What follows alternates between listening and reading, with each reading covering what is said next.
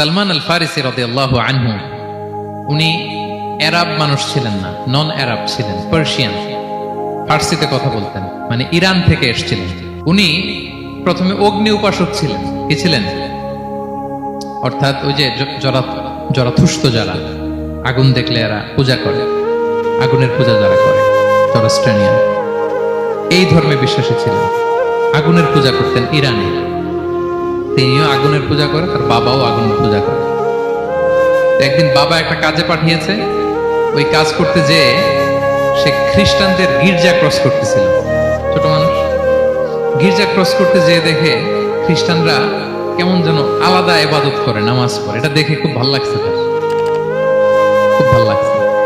বাড়িতে এসে বাবারে বলে, বাবা আমি দেখলাম যে খ্রিস্টানরা তাদের চার্চে গির্জায় নামাজ পড়ে, এটা তো অনেক সুন্দর, আমরা যে আগুনের সামনে যা করি এটার চেয়ে ওইটা সুন্দর। বাবা বলে, খাইছে, ছেলে তো আমার শেষ হয়ে যাবে। তো বলছে, না না বাবা, আমরা যে আগুনের উপাসনা করি এটাই ভালো। উনি বলেন, না, আমি অনেক চিন্তা করেছি, ওরা যেভাবে গডের কাছে চায় ওইটা শ্রেষ্ঠ। বাবার সাথে ছেলের, সালমানের অনেক তর্ক বিতর্ক। পরে বাবা ভাবলেন, যদি ওকে না আটকায় তাহলে প্রভাবিত হয়ে সে খ্রিস্টান হয়ে যেতে পারে। তো ঝগড়া তর্ক বিতর্ক শেষে তার পিতা তাকে শেকলবন্দি করলো। কি করলো? পায়ে শেকল লাগায় রাখছে। কিন্তু ছেলে তো মনে মনে খ্রিস্ট ধর্মের প্রতি আকৃষ্ট হয়ে গেছে। তো ওই খ্রিস্টানরা তার সাথে লুকিয়ে যোগাযোগ করত। সালমান ওই খ্রিস্টানদেরকে বলল যে, তোমাদের খ্রিস্টান ধর্মের উৎপত্তি কোথায়? বলে, সিরিয়াতে। বলতেছে, এখান থেকে কোনো কাফেলা সিরিয়া যাবে নাকি? বলতেছে, হ্যাঁ, মিশনারি ওয়ার্কে একটা কাফেলা আসতে যাবে। বলতেছে, যেই দিন যাবে আমাকে বলবে। তো যেদিন যাবে তাকে এসে বলা হয়েছে তার বাবা নাই, সে শিকল ভেঙে, শিকল সহ ওই কাফেলার সাথে যে জড়িত হয়েছে। দেখেন বিশ্বাস, আদর্শ মানুষকে কিভাবে উজ্জীবিত করে। উনি চলে গেলেন সিরিয়াতে। সিরিয়াতে যে এক পাদ্রির হাতে বায়াত হলেন, কিন্তু এই পাদ্রিটা ছিল ভণ্ড। সে খ্রিস্টানদের দান সৎকা নিয়ে গরিবদের না দিয়ে নিজেই খেয়ে ফেলতো। বেচারা পড়লো বিপদে, যে হায় রে, এত সুন্দর ধর্মরে কারাপ্টেড করতেছে সে। পরে এই পাদ্রি যখন মারা গেল, সালমান সে আরেক পাদ্রির কাছে গেল। আরেক পাদ্রির কাছে গেল। ওই পাদ্রি আবার অনেক ভালো, খুবই ইবাদত করে। তো ওই পাদ্রি কিছুদিন থাকার পরে ওই পাদ্রিও মারা গেল। ওই মারা যাওয়ার আগে সে জিজ্ঞেস করতেছিল যে, পাদ্রি, এই বর্তমান পৃথিবীতে সবচেয়ে ভালো খ্রিস্টান পাদ্রি কে? বলতেছে, আর কেউ নাই।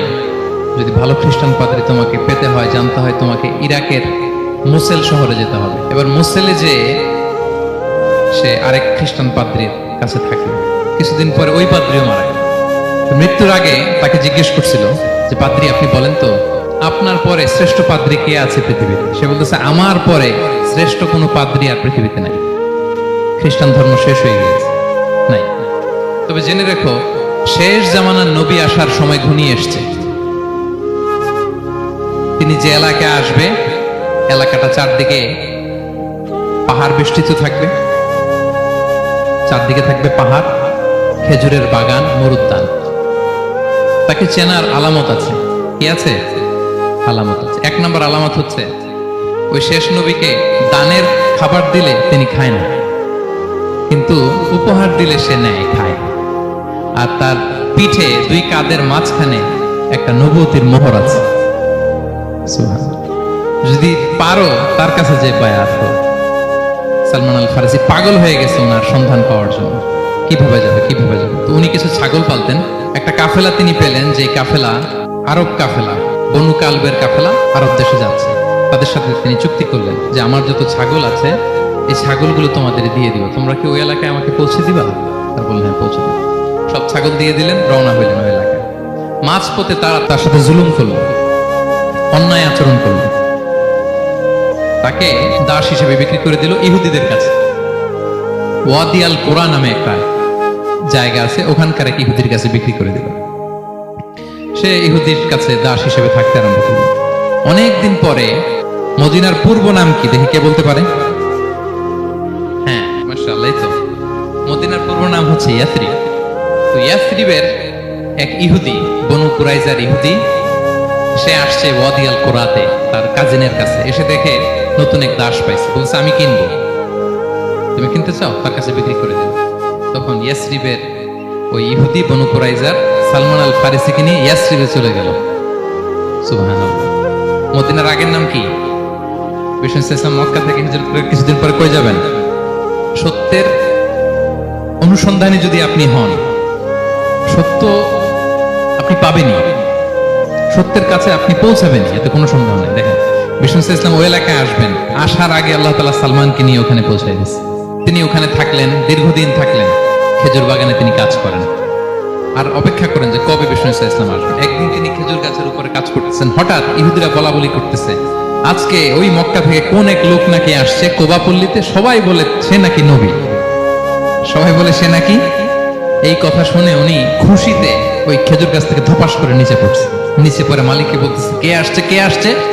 এই কথা শুনে মালিক রেগে মেগে তাকে মারতে আরম্ভ করলো, যে তোমার জেনে কি লাভ, যাও এখান থেকে। তার মানে সুবহানাল্লাহ, সালমান আল ফারিসি তিনি জেনে গেলেন যে বিষ্ণু ইসলামের আগমন ঘটেছে। আপনারা জানেন যে হিজরতের যে রুটটা, বিষ্ণু ইসলাম সরাসরি ইয়াসরিবে বা মদিনায় না ঢুকে প্রথমে কুবাতে ঢুকেছিলেন, কুবা পল্লীতে কিছুদিন ছিলেন, মসজিদে কুবা নির্মাণ করেছেন। তো তিনি তো সত্যের সন্ধানী হয়ে পাগল, আল্লাহর কাছে সবসময় দোয়া করতেন, আল্লাহ সেই আখির জামানার নবীর সন্ধান যেন আমি পাই। সালমান আল ফারিসি রাদিয়াল্লাহু তাআলা আনহু, ওই যে তার পাদ্রীর শিখিয়ে দেয়া যে আলামত, তিনি দেখলেন ঠিকই তো ইয়াসরিবের দুই দিকে হাররা আছে, মানে পাহাড় বেষ্টিত, আবার খেজুরের বাগান আছে। এবার তিনটা যে আলামত দিয়েছিল, ওই আলামত চেক করার জন্য কিছু খেজুর নিয়ে কুবায় চলে গেলেন। কুবায় যেয়ে দেখেন বিষ্ণু ইসলাম সাহাবাদের নিয়ে বসা।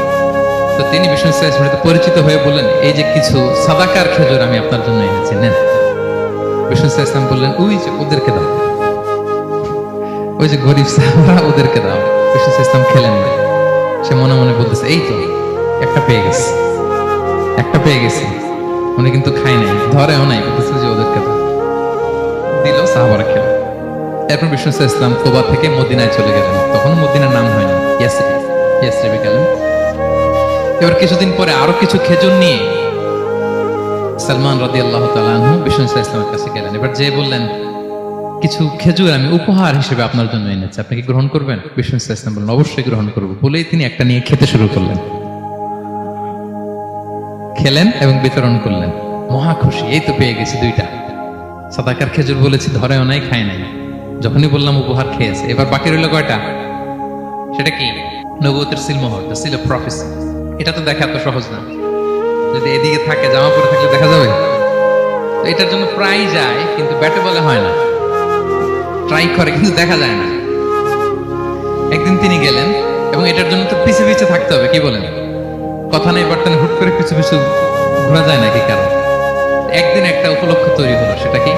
বিষ্ণু ইসলাম এক সাহাবী মারা গেলেন বাকিউল গারকাদে, মানে যেটাকে আমরা জান্নাতুল বাকি বলি, কবরস্থানে ওই লাশ নিয়ে যাচ্ছে, সবার সাথে সাথে বিষ্ণু ইসলামও যাচ্ছে।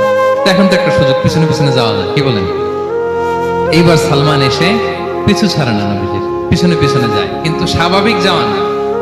একটা আছে সিম্পলি হাঁটা, এরকম না, একবার এদিকে যায়, একবার ওদিকে যায়, একবার এদিকে যায়। আর সাহাবারা মনে মনে ভাবে, ঘটনা কি, এরকম করে কেন লোকটা? কিন্তু বিষ্ণু ইসলাম তো জানেন কেন এরকম করতেছে, ঠিক কিনা বলেন? বিষ্ণু ইসলাম সেদিন দুইটা চাদর করেছিলেন, একটা নিচে আর একটা উপরে, নিচে লুঙ্গি আর একটা চাদরটা দিয়ে গা ঢেকেছিলেন। বিষ্ণু ইসলাম ইচ্ছে করে পিঠের চাদরটা একটু নিচের দিকে নামালেন, যাতে করে সে যেটা খুঁজতেছে ওটা দেখে ফেলে। বিষ্ণু ইসলাম চাদরটাকে একটু করে নিচে নামালেন, নামানোর সাথে সাথে তিনি দেখলেন দ্য সিল অফ প্রফেসি, মাহরুন নবুয়া। দেখার সাথে সাথে সালমান আল ফারিসি চিৎকার দিয়ে বিশ্বনবীকে জড়িয়ে ধরলেন এবং ওই জায়গাটাতে দুই ঠোঁট দিয়ে চুমু খেলেন, কাঁদতে শুরু করলেন। বিষ্ণু ইসলাম বললেন, কেন কাঁদো তুমি? এতক্ষণ আমি আপনাদেরকে যা শোনালাম, সালমান পুরো ঘটনাটা বিষ্ণু ইসলামের কাছে বর্ণনা করলেন। বললেন, ইয়া রাসূলুল্লাহ, এই জন্য কাঁদি, আমি ছিলাম অগ্নি উপাসক, সত্যের সন্ধানে আমি খ্রিস্ট ধর্ম গ্রহণ করেছি। 3 খ্রিস্টান পাদ্রী শেষ করে সর্বশেষ যে ভালো পাদ্রীটা, উনি বলছে যে উনি মরার পরে আর কেউ ভালো পাদ্রী নাই, আখির জামার পায়গাম্বার আগমনের সময় এসেছে। পাহাড়ি এলাকা, চারদিকে খেজুর বাগান, এরকম জায়গায় উনি আসবে। আর 3টা সাইন বলেছে, উনি সাদাকা খায় না, উপহার নেয়, খায়, আর তার পিছনে থাকবে মাহরুন নবুয়া, নবুয়তের সিল। সুবহানাল্লাহ। বিষ্ণু ইসলাম খুশি হলেন, তাকে শাহাদা পড়ালেন এবং বললেন যে, তোমার এই দাসত্ব থেকে মুক্তির জন্য কি লাগবে? সে বলে যে, আমার চুক্তি হয়েছে 300 খেজুর গাছ লাগবে। কয়শো? বিষ্ণু ইসলাম বললেন, কে আছো তোমাদের ভাইকে সাহায্য করবা? কেউ 20টা, কেউ 30টা, কেউ 40টা। সব সাহাবারা ডোনেট করে 300 খেজুর দিয়ে দিলেন, খেজুরের গাছ হয়ে গেল। আর 40 গ্রাম স্বর্ণ, এটাও দিতে হবে। তো কোন এক যুদ্ধে বিষ্ণু ইসলাম একটা ছোট্ট স্বর্ণের টুকরে পেয়েছিলেন, বললেন যাও এটা নিয়ে ওজন দাও, ওজন দিলে দেখবা হয়ে গেছে। ওইটা নিয়ে ওজন দেয়া হলো, দেখা গেল মুহূর্তে একেবারে সমানে সমানে 40 গ্রাম হয়ে গেছে। সালমান আল ফারিসি রাদিয়াল্লাহু তাআলা আনহু। তারপর থেকে মৃত্যুর আগ পর্যন্ত বিষ্ণু ইসলামের সাথে ছিলেন, সবগুলো যুদ্ধে অংশগ্রহণ করেছেন। পঞ্চম হিজরিতে ওই যে পরীক্ষা খননের কথা আমরা জানি না, দ্য ব্যাটল অফ ট্রেন্চ, এই বুদ্ধিটা আসছিল সালমান রাদিয়াল্লাহু তাআলা আনহুর মাথা থেকে। এটা হচ্ছে ওনার ব্রেন চাইল্ড। কারণ আরব দেশে এরকম পরীক্ষা খনন করার ট্রেডিশনই ছিল না। উনি তো আরব দেশে না, আসছে পারস্য থেকে। ওনার এই বুদ্ধি পরামর্শ নিয়ে বিষ্ণু ইসলাম পঞ্চম হিজরিতে পুরো মদিনার চারদিকে খনন করে এই পরীক্ষা করেছিলেন। Be a part of our vision to listen